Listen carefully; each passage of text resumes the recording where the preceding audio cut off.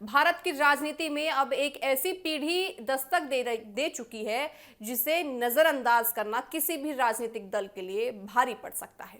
नाम है जेन ज़ी, यानी वो युवा जो सिर्फ भाषण नहीं सुनना चाहते, सिर्फ वादों पर भरोसा नहीं करना चाहते, बल्कि सरकार से सीधा सवाल पूछना चाहते हैं। नौकरी कहाँ है, भर्ती कब होगी, पेपर लीक क्यों हुआ, महंगाई से राहत कब मिलेगी और हमारे भविष्य की गारंटी कौन देगा। यही वजह है कि 2027 के चुनावों से पहले राजनीतिक दलों की रणनीति बदलती नजर आ रही है। उत्तर प्रदेश, गुजरात, पंजाब, उत्तराखंड, गोवा और मणिपुर समेत जिन राज्यों में 2027 में विधानसभा चुनाव होने हैं, वहां युवा वोटर किसी भी पार्टी के लिए एक बड़ा फैक्टर साबित हो सकता है। अब सवाल है कि राजनीतिक दलों को जेन ज़ी से इतना डर आखिर क्यों है? क्योंकि ये वो युवा है जो सड़क पर भी उतरता है, सोशल मीडिया पर भी अपनी लड़ाई लड़ता है।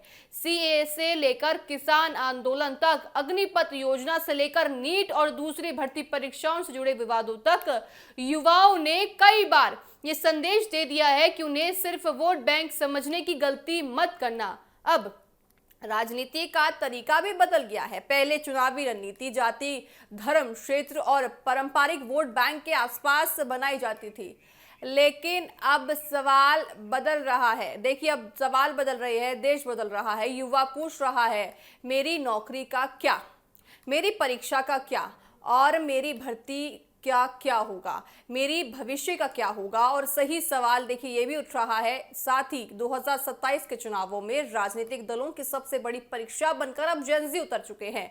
आंकड़ों पर नजर डालें तो 2024 के लोकसभा चुनावों में भी देखिए करीबन करोड़ों मतदाताओं थे जो पहली बार वोट करने में गए थे, यानी कि 18 से 19 साल की युवाओं की संख्या करोड़ों में थी। यानी युवा वोटर अब चुनावी राजनीति का छोटा हिस्सा नहीं बल्कि बड़ा और प्रभावशाली वोट बैंक बन चुका है।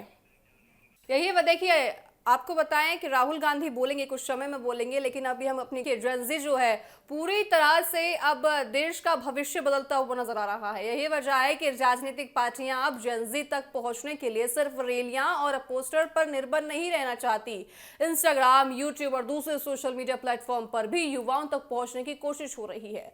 युवा चेहरों को संगठन में जगह दी जा रही है और रोजगार, स्टार्टअप, स्किल, शिक्षा, भर्ती और भर्ती जैसे मुद्दों को नए तरीके से पेश किया जा रहा है। लेकिन यहाँ सबसे बड़ा सवाल राजनीतिक दलों से है, क्या 2027 को सिर्फ चुनाव के 6 महीने पहले याद किया जाएगा? क्या चुनाव खत्म होने के बाद फिर वही भर्ती की देरी, पेपर लीक और बेरोजगारी के सवाल सामने आते रहेंगे? क्या आज का युवा सिर्फ ये नहीं पूछता है कि आपने क्या वादा किया, वे ये पूछते हैं कि वादा पूरा कितना किया।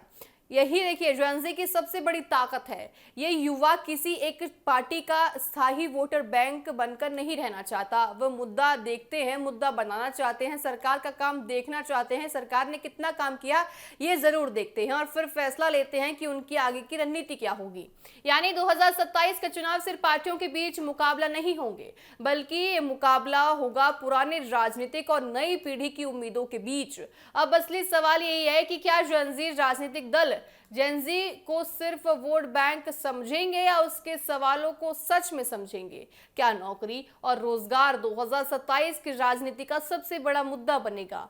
क्या पेपर लीक और भर्ती परीक्षा यानी कि भर्ती की पारदर्शिता चुनावी एजेंडे के केंद्र में आएगी? और सबसे बड़ा सवाल यही है कि क्या जेन ज़ी इस बार सिर्फ वोट देगा या अपने वोट से सरकारों की रणनीति भी बदल देगा? क्योंकि देखिए संदेश साफ है, नई पीढ़ी सिर्फ चुनाव नहीं देख रही, नई पीढ़ी चुनाव का फैसला करने की ताकत भी रखती है।